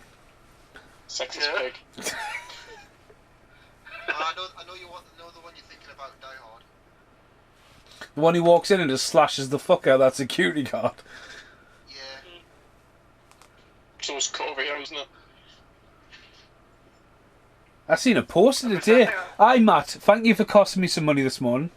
But I seen a poster on that guy selling on eBay, and first time ever seen a poster of Samuel L. Jackson on the front cover of Die Hard just standing with a gun. I thought that was unique. Yeah, I really? Quite fair, yeah. That guy was selling some cheap posters for a good price. What'd you buy? I didn't buy it. Oh, so you just made me buy it. That's what I'm like sometimes. I'm, this looks good, and I pass it in the movie group and Mason and Carl and make them buy them instead. Stops me spending money. I'll just come round to your house, Stephen, and have a look at it. Well, yeah, I'll have to work out which tube it's in. Alright. This seems good, the slow motion bit. Yeah. Run! This is like a bit heavily in the trailer, though, isn't it? Yeah. This had a brilliant trailer. Have you talked about the trailer? No. Because this film had such a good trailer. It's how all trailers should be. It had no dialogue. It was just, I can't remember what music it was, but it was like some classical music over the top. And it was just it was just, have a look at the trailer after this film. It's such Was it classical music? Yeah, classical music, Yeah. just quick shots, no dialogue. And that's what a trailer should be, something to just get your interest. Yeah. Unfortunately, I'm too weak these days. I end up voting straight away. But like, literally, one of the worst things about films these days is the trailers. Definitely. That's too much. Too much given away. No reveal, no mystery. I Back then. was watching a video on YouTube, and it said it was like a reveal of a trailer of a film that came out ages ago. But like, they were dead happy because it's like, oh my god, we've got a new trailer. It's 3 minutes 4 seconds or something like that. It's like that's a scene. That's like 3 minutes is way too long for a bloody trailer. Because you're putting Ghostbusters as due out, isn't it? Like the second trailer for Ghostbusters, that's like 3 minutes long. I'm like, oh, how am I? Yeah, if there's a trailer for 3 minutes, I'll just decide not to watch it. I mean, there's a trailer, then there's a fucking showcase to sell the movie. You know what I mean? Yeah. And that's like a distribution thing. That's not a public thing. Do you know what I mean? I hate it now where it's like the first 10 minutes of the film, like a preview. Yeah. Like preview was on Now TV for the first 10 minutes. I was like, well, what's the point of putting the first 10 minutes on? Yeah. My partners again. I love John Lithgow. So what films can you remember Matt John was- Lithgow being in, Matt? Obviously Harry and the Hendersons. Bigfoot and the Hendersons. Okay. Nobody knew it was called Harry yet. Oh yeah. It's a What was legal it- thing. What was it? Spoiler. What? Was it I think it was originally released as Bigfoot, but then obviously it got It was changed to Bigfoot. Harry. I think. Yeah. They changed to Harry because of the TV show over here and in America. We guess for it all the time. So just Bigfoot. And what about Santa Claus the movie from 1984? Santa Claus the movie was probably the first thing I ever saw. There we go. See. Only someone knows. I knew. I completely botched the film. I was thinking of. I thought of Tim Allen. Oh, that's brutal when he said that lass is dead, isn't he? When he just throws it back off the fucking to the floor. That's what makes him so psycho. Yeah. Yeah, Santa Claus. The Santa Claus is the '90s film. Oh, Santa wait. Claus the movie was the '80s. Was it Dudley Doom, yeah? Well, he's the king in the Shrek, isn't he? Yeah, Lord Farquaad. He was recently and he did Daddy's Home too. I never saw that. I never saw the Oh, he's in first Pet one. Cemetery as well, isn't he? Aye, he's the Herman Munster guy. The first Planet of the Apes remake. Planet of the Apes, aye. Actually, it was actually Rise Up Planet of the Apes, actually. Alright. Sorry, man. This looks like a computer game, this. Yeah. Like Super Mario style, run across the jumping bits. Was it the level match? I never. It's very hard, and I've only got like two levels. Well, yeah, that's the good age of computer games. Remember when they never actually got completed? Nobody ever completed a game in a certain era. Oh, I'd say that Which is Predator so game I hard. was on about the other day to you guys, and the Predator one. Yeah. It's when you watch Angry Video Game Nerd, and sometimes they have a glitch in a way you can never pass the game. The levels. Yeah. You're right about the score, like, it's just so massive, and it's perfect for the film. It does make it feel a lot bigger than what it is, isn't it? I like the look of Stallone in these '90s films he did, like Demolition Man, Cliffhanger, Judge Dredd. This was his peak, I would say. He's just slim, but he's ripped in it, isn't he? Yeah. I like But this is why I think I liked him a little bit more than Arnie, because Arnie and a lot of the stuff was still like, not that it was a bad thing, but if you really had to critique it, like Arnie was something too big for the role that he was supposed to be playing, whereas Stallone looked like he's an average-sized bloke who just happened to be quite like ripped. So I feel like if you had to compare the two, I think Stallone for me gets the edge. Yeah. Wasn't it Rocky 2 when he had like 2% body fat or something Yeah, like it was ridiculous. Yeah, it was, he looked like a KFC chicken.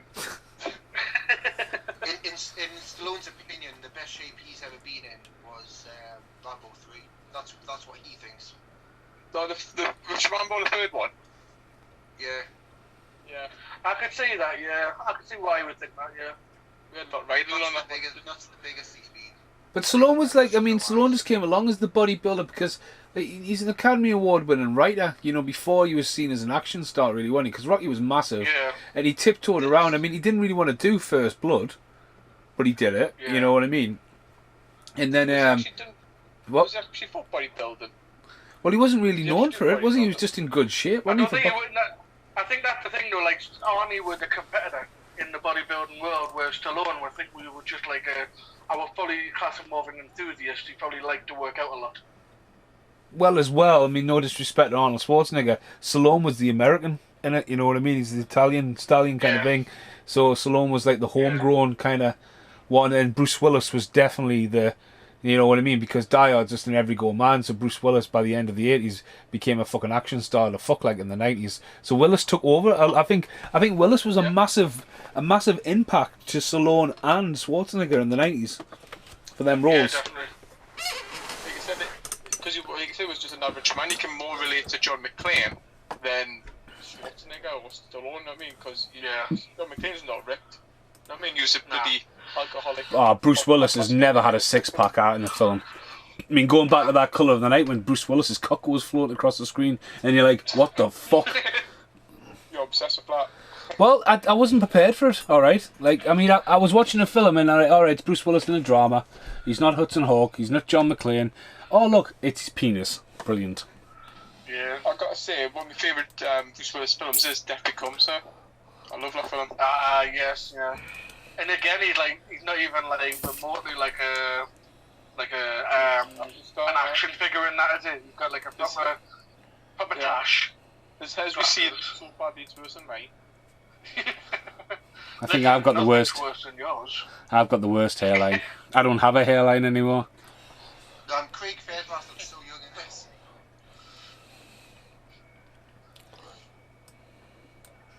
So Frank needed to die for this to happen. Well, that's it, He would have been a good Punisher, Craig Fairbrass. Yeah. I mean, that's definitely not him jumping off there, like, but we'll talk about it. This is definitely Yeah, still he the tried. high point of his career, though. Cliffhanger. Look at that, man, before PIN numbers and passwords were a thing. Can't give you my code, man. I forget how much Michael Rooker goes through this film. I always kind of remember him just being like basically just like a hostage being dragged around, but he kicked the hell. Like, He's been on a lot of films. He was in Henry and that, and obviously he's the guy from Mallrats. He's done a lot though, Michael Rooker. He's done so many films. he's Mary Poppins, y'all. Oh, he's done. Guardian's reference. I mean, this guy as well. He's been in a load as well. Are you gonna give us who he's been in, like, Carl? I think I've meant to do before, but then I got distracted. One film with Michael Rooker that I've never seen, which I should have seen because I'm a massive Van Damme film, is Replicant. I've never seen it. Oh, mate, honest to God, right? If Van Damme was just left to his own and being the Human Torch what he is, going around fucking murdering people, but oh no, they've got to clone Van Damme, and then Van Damme's running around as infant-minded, but can do Kung Fu. And then there's two Van Dammes, it's just like, come on, man. No. Is it good, though? No. You can borrow it if you want. Yeah. And he was also in, Michael Rooker was in The Sixth Day with Schwarzenegger. He's been on loads. He's in Sliver, and he's the fucking host. Yeah, that's such a good film. I only saw that film maybe a couple of years ago for the Is first that a James Gunn film? Aye. Guardians. Oh, that makes sense why he's in Guardians, then. Yeah. And then obviously he did a lot of trauma stuff, did he, James Gunn? Is that guy called Travers? Aye. Yeah. I just looked at him there and it looked not like him. But it has to be him, so I'm gonna have to Because see he had the tash, that's why. The guy in the Tasha's in the X-Files. He's back. It's a replicant. He's been in a lot. The black man. Leon. No, Leon's dead, man. Leon. So I called Rex Lynn, and he's been in Rush Hour, Riot Earp, The Postman. Let's have a look. Lethal Weapon, the TV series. I like this shot, how the camera is panning around him. Yeah. I think we mentioned this quite a lot about the camera. If that had been a Michael Bay, if this was a Michael Bay film, that camera would be gone. It's probably the same director of photography. I would say Michael Bay borrowed a lot from... Unchained, Right. Zombievers. It's funny, that film. That's a thing. I've got that on Blu-ray. I know where that one is. Really? Aye. Ghost of Mars. Well, it must be just an extra on that group. I'm working down to Cliffhanger. Let's see. You did the third Rock in the Sun, haven't you, Will? Just talking, look out. The Long Kiss Goodnight. Public Enemy. Oh, that was just a video. I love it all these. Independence Day. I love it how they're all... Oh, slow motion Stallone. Oh, there we go. There's your poster shot. That's a mint shot, It that. just looked like that was the same scene basically when he's running on the beach in Rocky 3. It's Just went out with being lesbian. Stallone's got a fetish for, like, oh yeah, let's just jump off into trees and see what happens. That's what happens in... not far from where I live, we used to do as Candyland. It was basically just like lots of layers of hills on top of each other, and it was all bushes, and it used to be basically hide and seek. But because you had to be like, it was almost hide and seek plus it had to be tagged. So like if you were hiding in the bush, you didn't want to get tagged, so you had no fear because for some reason it was just so soft. You just rode down all these different layers of hills and it was bouncing all over the place. I think it contributed to the fact that we're really young. I think if I did it now, I'd probably push the hip or something. Did you say you call it Candyland? Yeah. Yeah, you must have been quite young. Yeah. Candyland.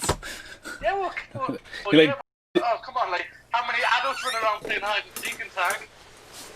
There's a film called Tag, so what do you want to talk about? Does anyone know why they call it tag, though? Ridiculous. I found this out a while ago, and I just think it's like one of those words that you said, let's play tag, but no one realises what tag means. This doesn't look like a set, does it? No, not at all. This is such a good scene, though. This is so good. Maybe because I had to do it in nice warm water for Stallone. It looks like it's in a polar bear environment. Yeah. So why is it called Tag then? Yeah, it looks like a zoo. Touch and go. Ugh. I know it's ridiculous, When but... it does pilots. It could have just been called Touch a Guy. Could have been. That was a different game, though. Or Stallone underwater. Yeah, when you're underwater, ice cold, that's the first thing you want to do when I take more layers off. It's true, isn't it? Oh, it's Demolition Man.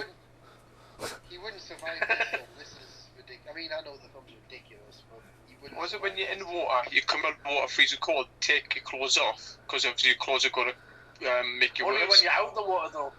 Yeah, true, yeah. I mean, he's fucked when he's in the water, but yeah, I get it. If he was out the water, he should take it off. And if you get stung by a jellyfish, You wee on it? you? Yeah. Where did you learn that? Oh, are we not watching the director's cut? No. Saying that though as well. Even that ice looked a bit fake. I mean, how many films do you know that like when they're shooting underwater? I mean, it's quite an unusual one for someone actual firing underwater, though, isn't it? Does it Maybe work? resurrection. I don't think it Can works. you shoot an actual gun underwater? In the water? I don't think like a gun like that's silenced would work underwater. I mean, I know Glocks are meant to be like proper, no harm, no foul, but I don't think that would happen. Yeah. I like it how he doesn't seem to be cold at all. He's perfectly fine, man. Well, he's bone dry now, wouldn't he? Well, you know, it's just a... Yay! I'm coming. I've got to say it once.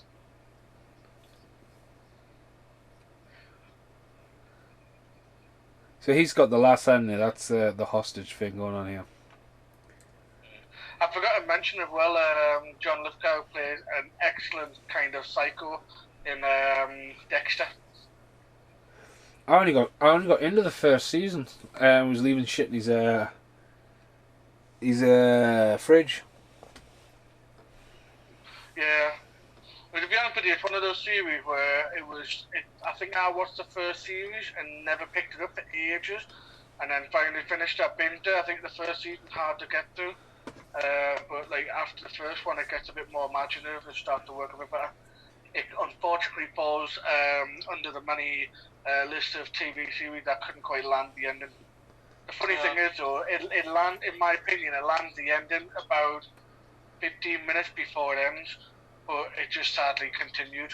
You can see there was a particular scene where you'd be able to say, if you stop filming right now or leave it there, that's perfect. Yeah. But it just went on that little bit too long. You ever It's see? about Games Master of Dexter Fletcher. Yeah, that's the one Fucking Games Master. Games Master, I'm stuck on a level. Yes, use this cheat.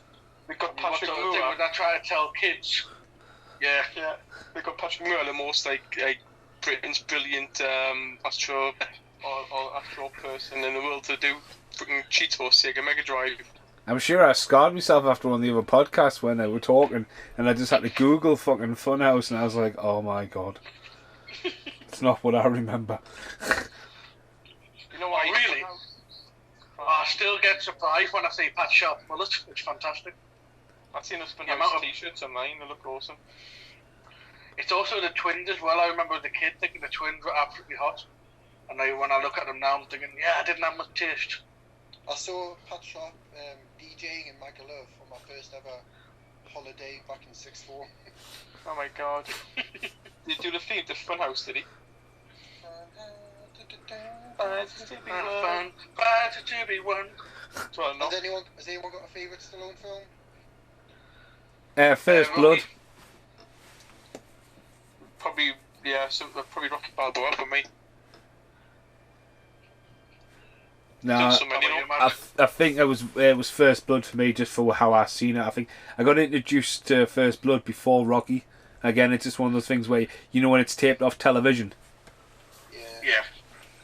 Well, even like today, my cousin's 17-year-old kid, he's basically using my house as Blockbusters these days because he's so bored. But he wanted something to binge, and I was looking through, and I said, "If you watched any of Rockies?" He said, "No," and I said, "That's what you want to watch, like." Because he said he likes action film, but like not too much, like not like overdone. And I think, well, to be honest with you, second and third one quite highly done, but not like Hollywood blockbuster overdone. A lot of people. But I said, No, sorry, Carl. Finish. no. I was just about. I'm hoping to get him on it because he seemed a bit skeptical today. A lot I of want people him to watch now at least the first one. are scared to watch an old film. Yeah. Like it's got to be new. You know what I mean? Well, listen, I think this is why I feel like he's really going to enjoy it because he has got like he likes a lot of like. I mean, don't get me wrong, he's 17. He loves the MCU. He loves all that action and stuff like that. But I have showed him a couple of older films, and he's come away saying how much he liked them. So I want him to watch the first one because I think I was saying to him like you get movies and you get films, and I honestly put Rambo down as a film. It's so well done. Yeah. Music, the way it's filmed, the story driven. It could have been so much more cheesy. It could have been hundreds of people chasing after him killing 20 odd people, but they went really like kind of more serious with it. I think it really should be appreciated, that film. The thing is though, to a young person who's never seen these films before, they should think of them as new films because they've never seen it before. So Yeah. it's also True, an old yeah. film. It's an old film that you've seen before. I mean, what makes this movie good is there's no fucking technology in it. Really. You know what I mean? Yeah, true. They've got a state-of-the-art tracking device, whatever, but there's no mobile phones. There's no like, wait a minute, let's take a selfie. I mean, look at this stunt, man. It's a fucking class. Yeah. And shots were like this were worked out how to do it. You know, you had some of the great. I mean, sometimes yes, a director gets all the credit, but when you take in like director of photographies, assistant directors, first unit directors, actors, writers, producers, when you get like back then they used to collaborate, especially with like mini CGI and all that, but people used to collaborate and work out the shot, and that's why you get that era, late 80s and early 90s. We got some absolute gems just made by masterminds before CGI fixed everything. I think the rear projection they're using on the helicopter, you know, for the background looks awesome.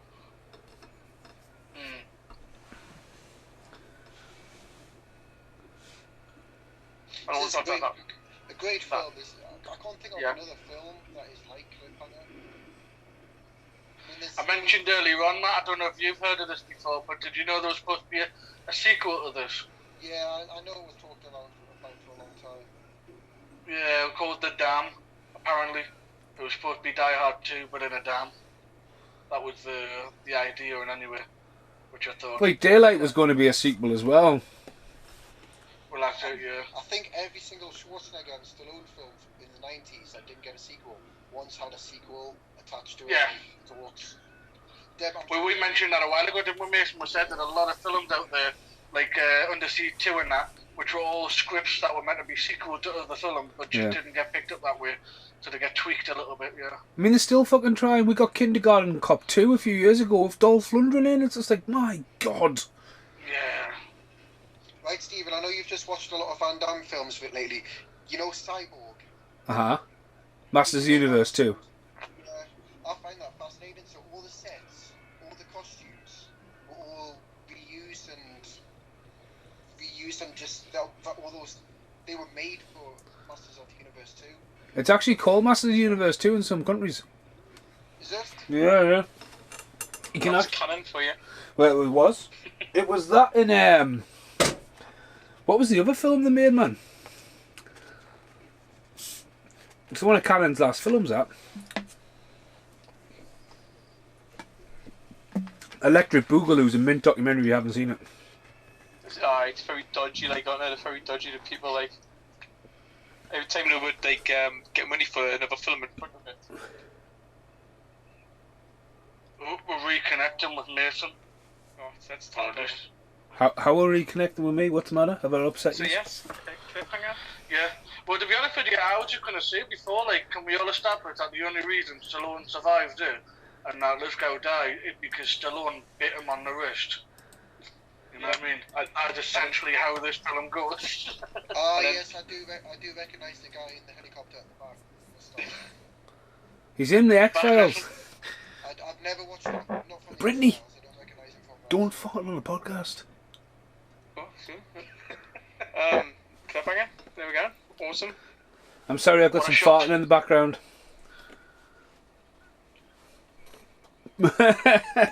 Bastard. But yeah, we've also talked about it heavily spoofed in Ace Ventura. So again, if it gets spoofed on a big scale, because Ace Ventura didn't really spoof a lot of... Was that you? Stop farting on the podcast, man. Some weird noises come from my phone. It's right next to a flame as well, that's what I'm worried about. I mean, that's a perfect rap shot, that, isn't it? You must have I already think talked it's about where another this was. stunning shot, really. Did you have you already talked about where this was filmed? Italy. I mentioned earlier that was Italy. Yeah, no. Yeah. Don So. Davies, man. Fucking hell, Don Davies is he's been a quite a lot. Four. Is that a dog? Who's Four? I was going to say Thor. If you call it Thor, you're going to have to keep that name for any film, aren't you? No, but he was 4. Who was Four, the dog? I don't know. Maybe the horse. I don't look at any of this and think that's Italy. No, like the Rocky Apparently, Mountains. A lot of the Rocky Mountain scenes were, because apparently it was too expensive to do in the States. So apparently they did a lot of it in Italy. But we did mention that the stunt where they get the money from plane to plane, at the time was a record-breaking stunt for $1 million. And they had to do that in America just so that they get the insurance right. $1 million for power. $1 million. Fade to black. But see, back in the day, this is when you'd be up and out the pictures. But can you remember stuff like Masters of the Universe in Flash Gordon? They had hidden endings. Yeah. Like, for years I thought Skeletor was dead until he pops up right at the end. And then he Well, lied that's the to thing them all. though, like, I think a lot of these films do get like that, whereas like end sequences were almost like cinema secrets. You Yeah. know what I mean? It's like nobody, like, once you saw it, you never ran to the internet and tell everyone. Masters of the Universe should have got a sequel. I mean, I definitely only have that on VHS. It's quite hard to come by DVD now, isn't it? Region 1. Right, well, since you mentioned it, Macy, I'm not lying. So Thor, he gets a thanks credit for something called Predator: Dark Ages. He is also like tagged as Al Assertion in the Grange Hill series. And let's have a look. Servant of Twilight. He was known as Brandy / Chewbacca. Is that the dog? And and the last role he did, which was in 1995, so not long after this, and he played Pirate Dog in the globally known film as Cutthroat Island. Same director, isn't it? Yeah. Didn't know where you were going. How many games would you give it out of 10? Oh no! Oh, games. How many games? Who's going first? How many Lithgows? Yeah, I'm gonna go for that one. I don't know. I think this goes for a solid 7. think 7 Lithgows out of 10. Wow. I think, yeah. I should have thought about it more, but I'm gonna stick with that, yeah.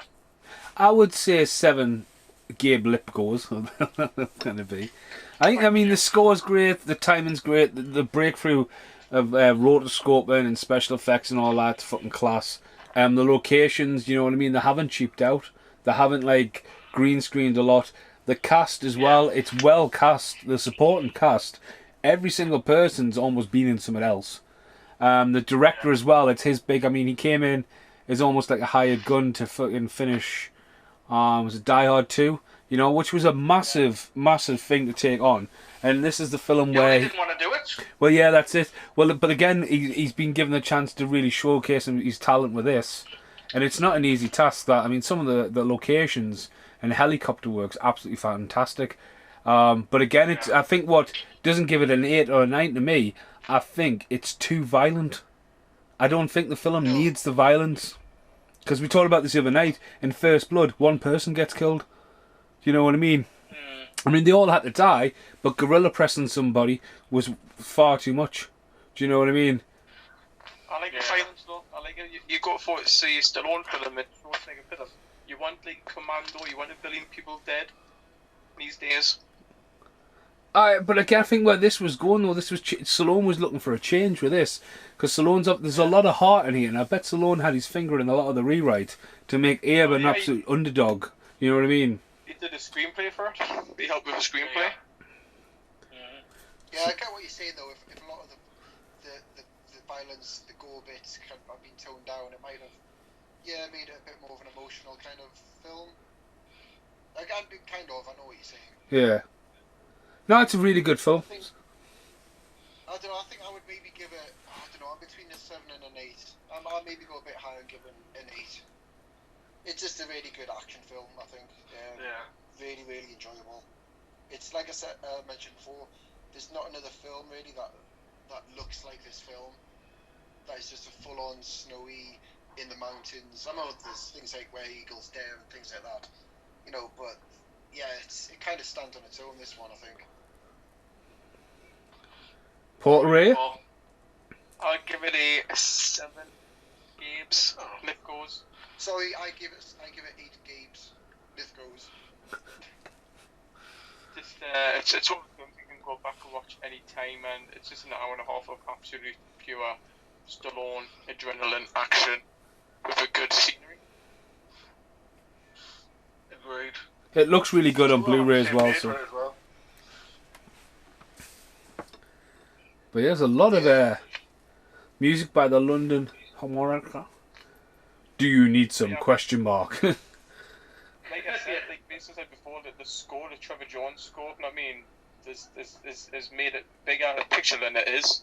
Without that score, I mean, I think it'd just be a lot smaller film, but with a score, it's the grand scheme of it. It just reminds me of the start of First Blood, man. The coldness, the dryness, and just the epic score for some of that. You know, in First Blood, all he's doing is walking down a fucking road, and you fucking feel the score. You think someone's coming, and it happens with this. I mean, all you need is that music and the helicopters. You know what I mean? Yeah.